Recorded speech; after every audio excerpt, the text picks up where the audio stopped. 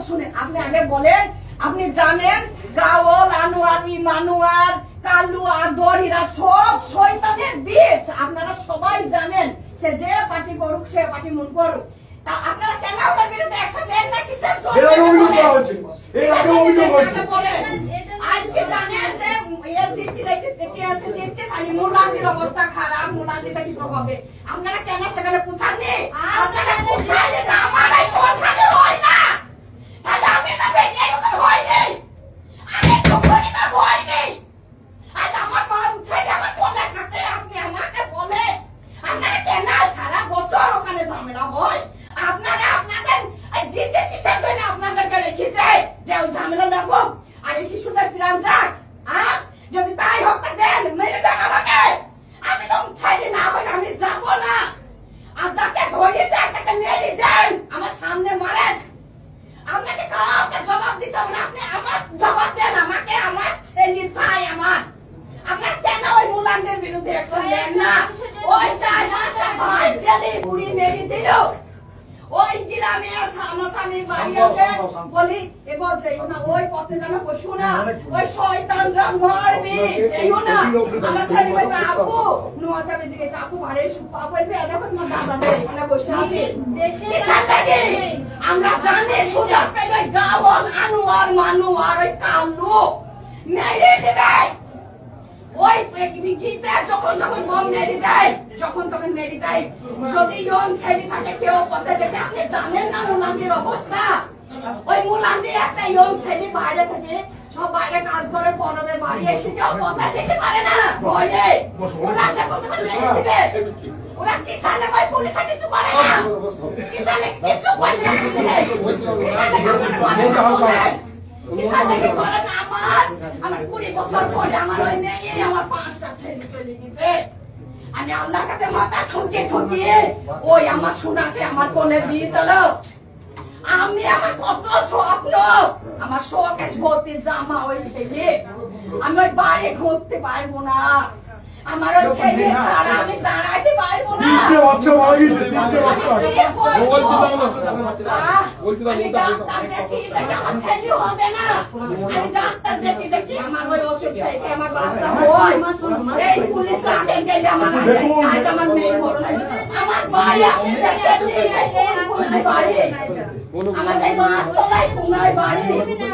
ওরা দেখছে যে ওরা বাড়িতে মা নেই দাঁড়িয়ে আছে, মেয়ে ভয় গেছে, মেয়ে একদম যেতে পারে না। ওরা দেখতে পেয়েছে ওইখানে মা মেয়ে উঠুনে দাঁড়িয়ে আছে, ওর স্বামী নাই বাইরে আছে। কিসার লেগে আমাকে দেখে দেখি মেরে দিল, কিসার লেগে দেখি মেরে দিল। আমার ছোট ছেলে গাওয়াল, আনোয়ার জানে যে হোসেনের 15 বছর পরে একটাই ছেলে। ওই গাওয়াল, আনোয়ার, মানুয়ার, কালু সবাই জানে গো, আমাকে এই বা জানে না।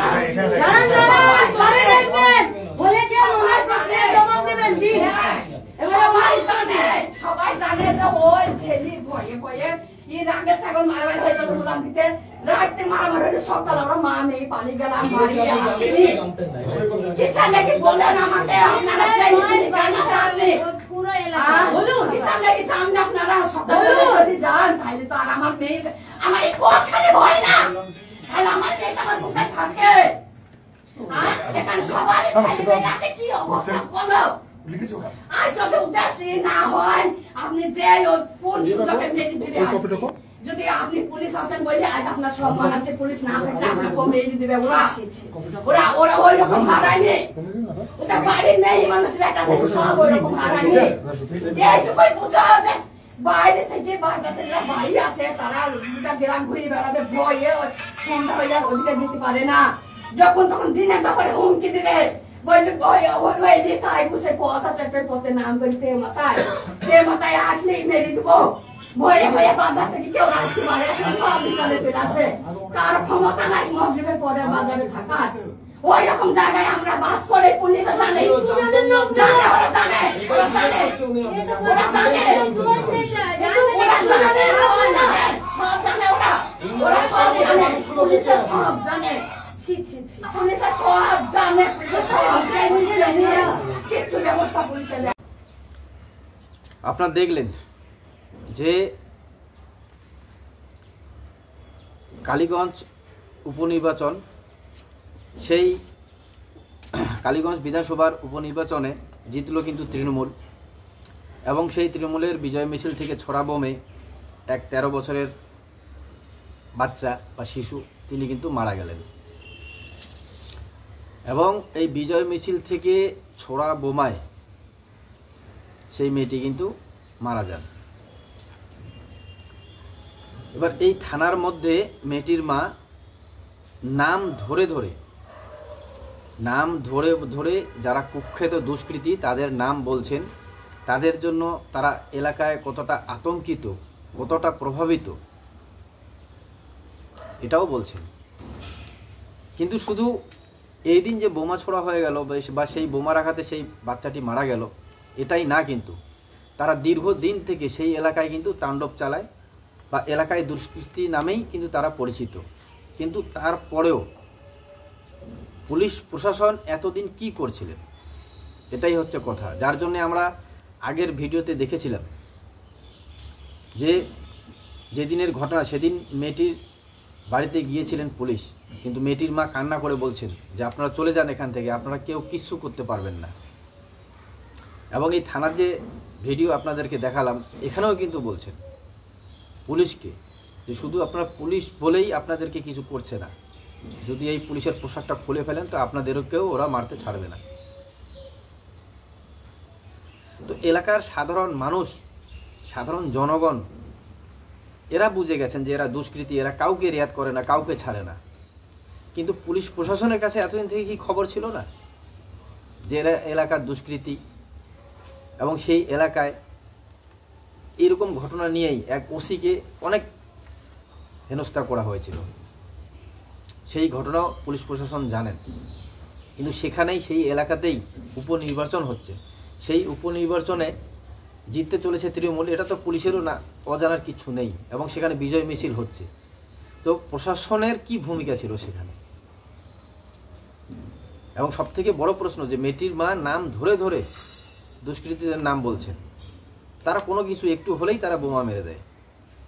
তো তারা এতদিন থেকে বাইরে কি করে ঘুরে বেড়াচ্ছে, বিশেষ করে এই ভোটের সময়? কারণ আমরা দেখেছি যে ভোট আসলে পরে থানা থেকে কিন্তু যারা এলাকায় কুখ্যাত দুষ্কৃতী থাকে তাদেরকে কিন্তু নোটিশ করা হয়, তারা যেন কোনো এই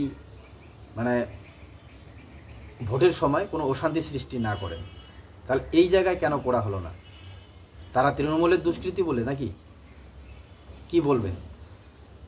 কিন্তু এদের জন্য একটি বাচ্চা মেয়ের জীবন চলে গেল, এবং যে ফ্যামিলি থেকে এরকম একটা বাচ্চা চলে যায়,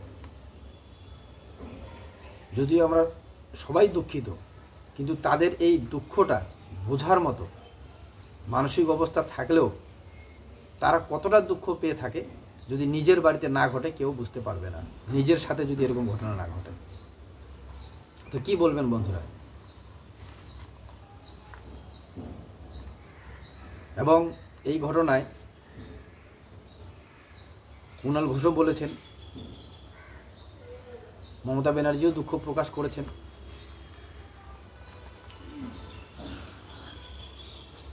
কিন্তু শুধু দুঃখ প্রকাশ করলে হবে? এটাই হচ্ছে কথা। তবে এসব ঘটনা দেখে দেখে নিজেও আমি হতভম্ব হয়ে যাচ্ছি যে সাধারণ মানুষ আর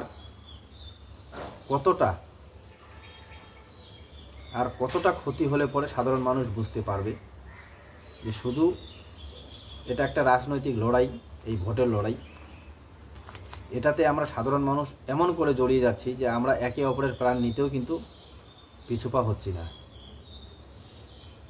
যাই হোক বন্ধুরা, আপনারাও ভিডিওটি দেখলেন, আপনারাও আপনাদের ব্যক্তিগত মত কমেন্টে অবশ্যই জানাবেন। জয় হিন্দ, জয় বাংলা।